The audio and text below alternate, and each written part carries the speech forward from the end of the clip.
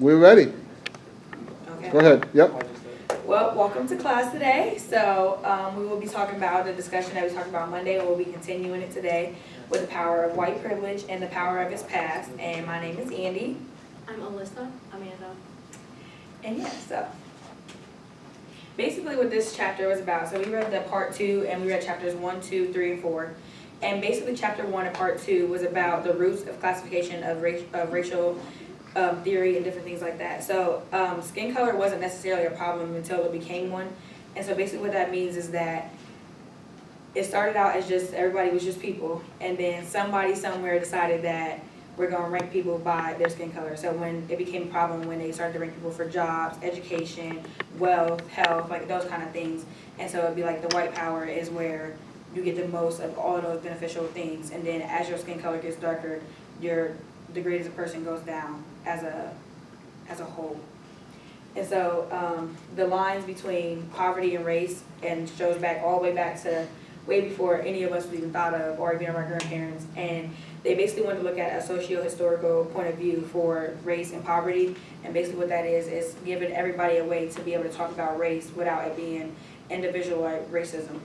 So it gives us a way to talk about the group as a whole and get away from those dehumanizing and making people feel guilty for white privilege and white power in that sense. Historical systemic structural racism is based on superiority, however you say that, whatever. And basically what the white people wanted to do when they came to America is civilize and Christianize the land. So as we move more west, that was the goal, is to civilize. We want everybody to be civil together, but we wanted to bring a religion into it. And often people use religion as a way to degrade people. So it was more so as the top of the Christian line as white people, and then we want everybody to be under that same religion, which is why we have a problem accepting other people from other countries when they come in with different religions and different backgrounds and historical point of views. The 19th century went back to history, so when they go to identify the differences between the black race and Africans and the white people and all the different things, they even had a thing where they pulled up different skull sizes, so they began to do like measurements on skull sizes to prove these differences in the society. And so what one time they had said was that the white race was the last and most developed race. So they identified that people of color was on earth first, and then as God developed people, white people was developed last, and they were the most developed. And they use these judgments based on like hair texture, length, hair texture, color, the different size of like heights based on like your color of skin, and they use all these different characteristics to identify people as being less developed than another race. And they basically kept the great chain of being basically is where that white people were the last and most developed, and then the non-whites are inferior, and it's impossible for them to be non-inferior to white people.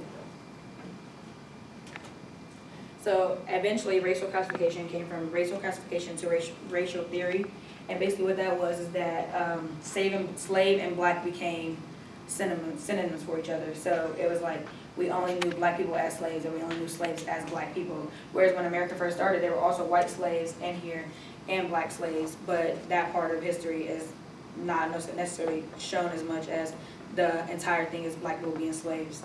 And so with that being said, it was like they had a hard time identifying in the 19th century who was actually classified as white and who could get the benefits of being white. And so they made the one drop rule, whereas if you have one drop of non-white blood, you cannot classify as white, which means you didn't get the benefits of the wealth, the health, and the education. But two characteristics led this movement, and it was basically the positive attitude towards property. So people believed that property was what made everybody the superior race. So if you had property, and property began and ended with people. So if you own people, then that meant that you were up here in wealth, and like you were very important in society. And that's how they identified it. And then also the institutionalization of slavery. So building into our foundations, into our Constitution with the Jim Crow laws, so basically there were more African Americans on the United States land. But since white people didn't want to be the minority, so then they made the 3/5 of a human, which is what black people were, to take away from them. So that way in the whole representative, it looked like there was less African Americans on the United States land than there actually was, because there was an abundance of amount of slaves that came over in the slave trade. and white people didn't want to lose their superiority, so they created this law and made it legal in our Constitution to claim somebody as less than human because of their skin color. And abolitionists, they were against slavery, but they weren't for equalization. So what they wanted to do was, they didn't want people to be owned as slaves, but they still wanted white people to be the superior race. So they wanted black people to not be slaves, but they were for the Jim Crow law, so like the 3/5 of a human and that type of stuff. And then this is also when they came about with the whites only. So this is when segregation came into play, and they started having things where it was like whites only could come here, and you can't have blacks here or no other types of human races that was alive then. And so this brings us to the Chinese exclusion example. And so basically, the Chinese immigrants that was coming to America, the white people didn't want them and they wanted a way to stop them. So people would make claims like, oh, the Chinese are coming, how can we stop them? And that was a big thing. And this was actually the first act put in place to discriminate towards somebody based on the race and class of a whole group. And so this act was passed on May 6th of 1882. And so basically what it said was like, no labor workers from the Chinese or Asian countries come over for 10 years, and you can never have a natural citizenship from those countries. But they made an exception for teachers, students, and like, I think it's medical people, but it was based on race and class. And then this law that we just talked about, the act, began to be the forefront for every other immigration law that was passed from that point on. So basically they always used like how the Chinese Act worked. So it kept the Chinese out and kept most of America white. And basically since they wanted America to be all white, but they realized that they couldn't send African Americans back to Africa. So it was like, okay, we just gotta keep them in their place, which is what the Jim Crow laws basically did. Like we wanted them to be less than human, and they kept them in a certain category. And so then, they made a new thing. So once they got rid of the Chinese, and then more Asians wanted to come over to the United States, and that's where they started doing the Japanese thing. And basically every people that came over after the Chinese, they referred back to the Chinese Act, like, oh, they're just like the Chinese, they're doing the same thing as the Chinese, they're taking over this. And so then it was easy to get people to agree with them to ban these people from the United States. And so basically they just want to keep everybody out and keep America black and white basically, but keep the white as superior to the black race. Okay, so this is the chapter that I did. It was when white people became white. So the end of the 19th century and into the 20s, millions of new immigrants came to the United States from Eastern and Southern Europe. And talking about race became more important to immigrants.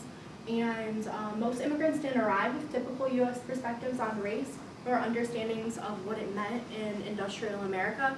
So people came with their already preconceived notions of race from their countries, but in the United States at that time, they were creating an entire new idea of what race meant with the immigrants coming, because there was the African Americans that were there and then the white people, but then where did these new immigrants fall? So race became super important, and it became a large kind of a question, where do these new immigrants fall?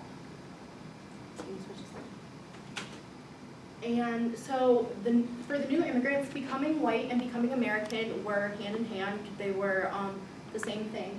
And controversy began whether the new immigrants would be allowed to join the American nation and the American race. And profound differences between the racialized status of African Americans and the racial in-betweenness of new immigrants meant that eventually the latter became ethnic, and that their trajectory was predictable. So that meant that it was later determined that even though the immigrants were ethnic and other, and they had this sort of in-betweenness, so there were the white people and then the other immigrants and then African Americans. However, the others, the immigrants, were still ranked above the African Americans, but they were still considered other, and they were prevented from being considered white. And America's racial vocabulary at the time reflected the material conditions and power relations, and words were the means by which native-born and elite people marked new immigrants inferiors, and how immigrant workers came to locate themselves. So one example that the text gave was the word hunky, and that was a term that was once used to describe Hungarians that came to the United States as immigrants, but then that word later evolved and it turned into meaning just immigrant workers in general. And that kind of just shows how language is used to oppress people and how it was used to kind of define race and define social class at that time. Sorry. It's okay. Okay, so the last section was about how the Jews became white folks. It looks a little wordy up there, but it's not much. So the Jews as a people have had a very, very long history of persecution. So you think of biblical times, although we all might not be completely familiar, but we know of biblical from Nazi Germany and the Holocaust, and then even anti-Semitism today, people making stereotypes and profiling of people of Jewish descent. So it's always been, much like slavery, it's been kind of bred into America and just history as a whole. So more so the anti-Semitism came in the late 19th century and then in the early 20th century, and then in the mid 1900s we kind of see the actual assimilation of the Jews as a white people. So what's kind of interesting, it doesn't completely pertain to, I thought it was just like a cool fact, is that Jews were actually the first Euro immigrants to go to colleges. So you see these communities of Jewish people actually, well, typically men at this time, but still flocking to really elite colleges, which kind of set the tone for them having really good jobs such as banking, high sales, professors, things like that. So they're having these really good jobs, and that kind of also helped them become white, or part of the white superior part of America. And then of course, once they found themselves in the middle class, I'll talk about the GI Bill on the next slide, but they were kind of like, oh, like we made it into the white class, as opposed to, oh, that person is Jewish, or you could obviously tell. But I thought that was an interesting quote to kind of put it in perspective. This is from the author, I'll just read it off the screen, but it says, "In time and with hard work, every ethnic group would get a piece of the pie, and the United States would be a nation with equal opportunity for all of its people to become part of a prosperous middle-class majority." And we've heard this in our history classes, right? Like, if you come to America, Ellis Island, land of the free, home of the brave, you can make it with hard work, sweat, tears, and unfortunately that's just not the reality that a lot of minorities have faced in the US and are still a struggle today. So the GI Bill, I don't know if any of you really know about it, just because like I feel like it's something we learned in maybe like our American history class in high school. I didn't really know too much about it, but it was a big part of the section. So it is arguably, depends on who you ask historically, but the biggest affirmative action program in all of US history. So what exactly is it? It was created to develop much needed labor force skills. Like I was saying, this bill gave men, white men only, unfortunately, it excluded African Americans, women, even white women, which you'll find throughout history as well, especially during this time. But it gave basically benefits to white people. So it allowed them cheap home mortgages, you could get a house, you could have a great education, have a great job, but then it excluded minorities. So it was actually quite oppressive. Again, it depends on who you ask, and the stance of the bill, it did help a certain amount of people, but it left out a lot of people, unfortunately. And then kind of bringing that to today's surface, it also shaped post-war, so World War II, also white male privilege. So just kind of a summary of my section. Again, so from an inferior race, kind of just finding themselves, we're Jews, no one really sees us as white or part of the majority.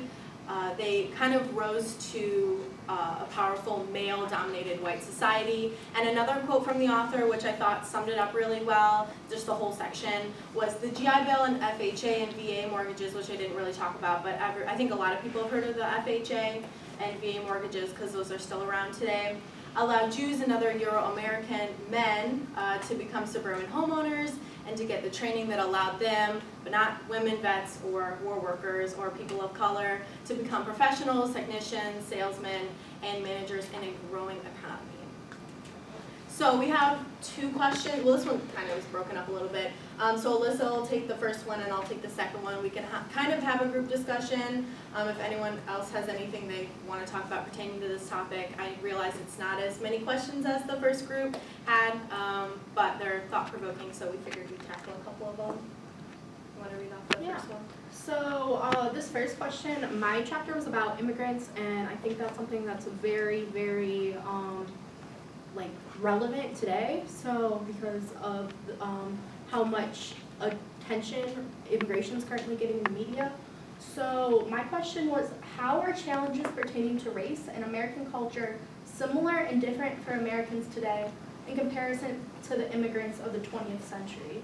So if you can like think of just a similarity or a difference of how life is different for immigrants coming to America now, and then when our grandparents or great-grandparents were doing that in the turn of the 19th to 20th century. Yes. I think the beginning of the 20th century, there's immigration trends coming from Europe. It was easier to immigrate because they looked like Americans should look. So, like, when Italians would come, they changed their names and they pretty much just like whitewash them as well as other countries. And that's kind of why it was easier to immigrate. If you look at like immigration trends, even like Europe right now, a lot of times they think, oh, the Muslim community is like taking over our countries, when in fact it's not true. It's actually Eastern European and Balkan countries that are like the majority of immigrants that are moving in there. You just don't know because they look white. So you don't know, and that's kind of why it was easier, I guess. Maybe one more person for this question? I'll give y'all a quote to think about too. It's from the book. It's on the conclusion, so it's on page 61, and it says, so back to the Chinese Exclusion Act and immigration laws that follow behind it. It said, they also argue that similar restrictions should be established. By 1924, the cycle began with the Chinese exclusion was complete, and the gatekeeping had changed from being an exception to the rule. Immigration inspectors and inspectations, passport and other document requirements, the surveillance and criminalization of immigration and the deportation of immigrants found to be in the country illegally all became standard operating procedures in the United States. Natives no longer need to ask, how can we stop immigrants? They have found the answer in the Chinese Exclusion Act. So basically what I got from that quote was that after that act passed and people went forward and they agreed with it, that it was easier to bring that back up and keep using that to keep other people out of the country. And so necessarily it's like for back in the 20th century compared to where we are now, it was more so that they couldn't. Back then they came over here, but they also had to go back. Whereas now it's like they don't. If they cross, so say we're Trump's border wall. When they cross over that border, if they come illegally, if they don't get caught, they can stay. Whereas like back then, no, it doesn't matter. Like they always had to go back. Like they didn't get a chance. So are you saying that today they're able to blend in with the other Chinese people or Japanese people or other cultures that are there, whereas before they stood out more? Yes, because the country was still new and developing back then. So like if a Chinese person came over then, it was necessarily like, oh, you don't look like us, so we know you don't belong here in a sense. Okay. Whereas like now, it's so much immigration going on, you don't know who's been here for how long, you don't know if they was born here but they just got a different race because their family moved over here first. So it's like the civilization of our culture is different, and it's harder to identify who can stay and who has to go. Okay. It's kind of how people used to be, like how I was saying, people were considered other, that we do have minorities that are sometimes, we talked about in the last section, the previous group talked about how white is the default a lot of times, but we're seeing more so America, the melting pot or salad bowl or whatever you call it, that a lot of people don't see an American as a certain race or ethnicity. You know, I'm just gonna assume that if someone's around me, they're American too. Or if they're an immigrant or something like that. I guess I shouldn't assume that kind of thing, but a lot of times I don't think you're gonna necessarily be like, they don't belong here or something like that. Next question, ma'am? Okay, so this is my question that I kind of thought of pertaining to my chapter about Jewish Americans, but do you think the act of stereotyping is prevalent in our society as a means of judgment? And then the second part, which I think is kind of easier to answer, is our generation as quick to judge as others? So, millennials, or what are we, Gen Z? Yeah, Gen Z, you I guys always Gen get Z. confused. With the babies. Yeah, so Gen Z compared to boomers, right? Baby boomers, you hear a lot of people saying, oh, that's such a boomer thing to say when your parents say something, or even older generations like our grandparents or our great-grandparents. Last question, people, you can do it. Yes. I mean, I think that our generation is not as quick to judge.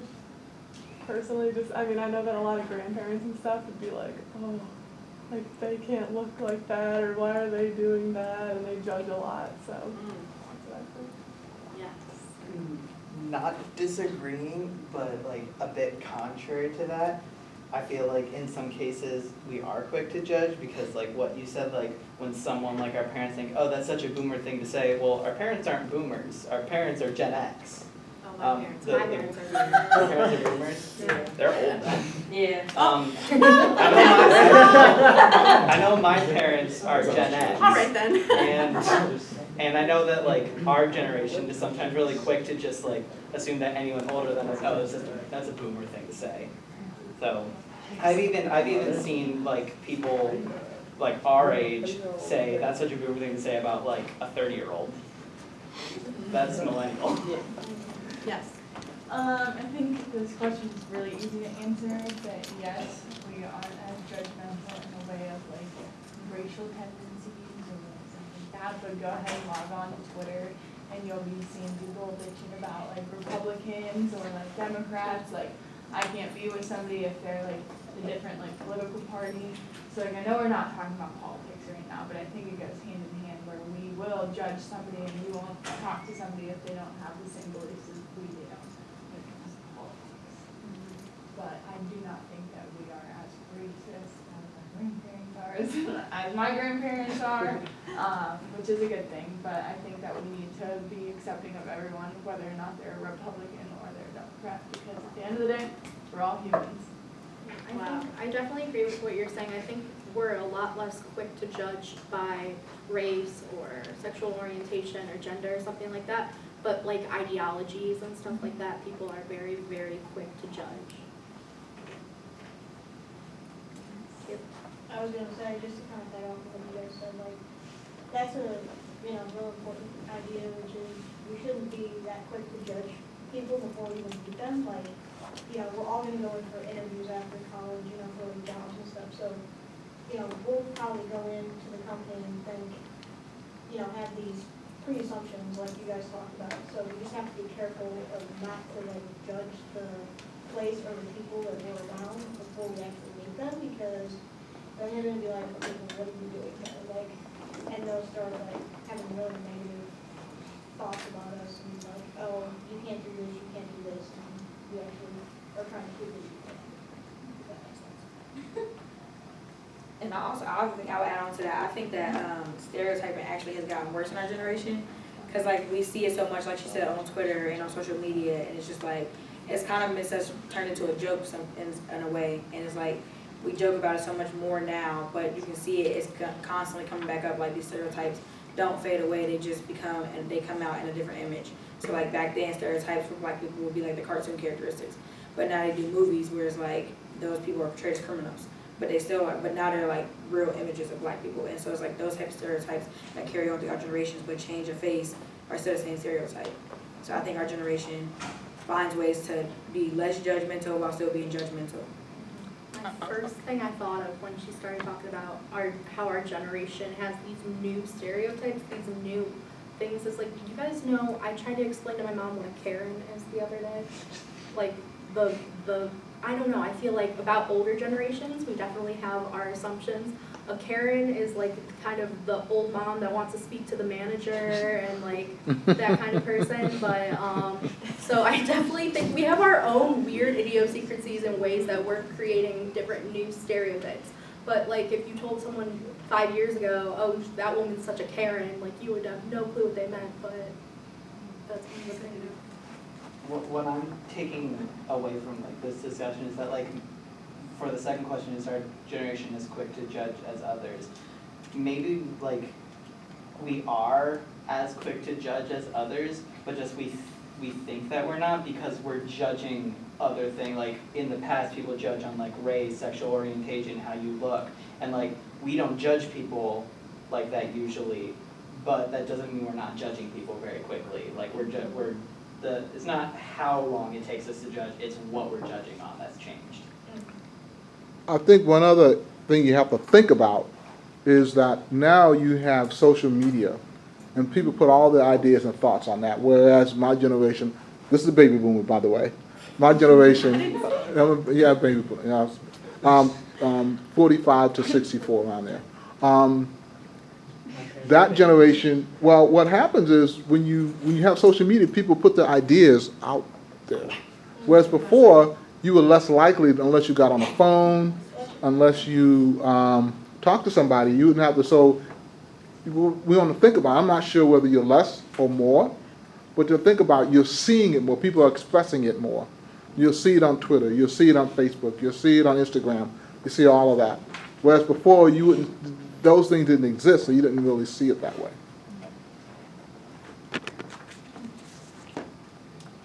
Thanks, y'all. Okay. Nothing else? Give me some love. All right, all right. Easy on the fives. Like I said, don't give them fives. Easy on it, right? Because some students got fives all the way down. I did it. I said it was great.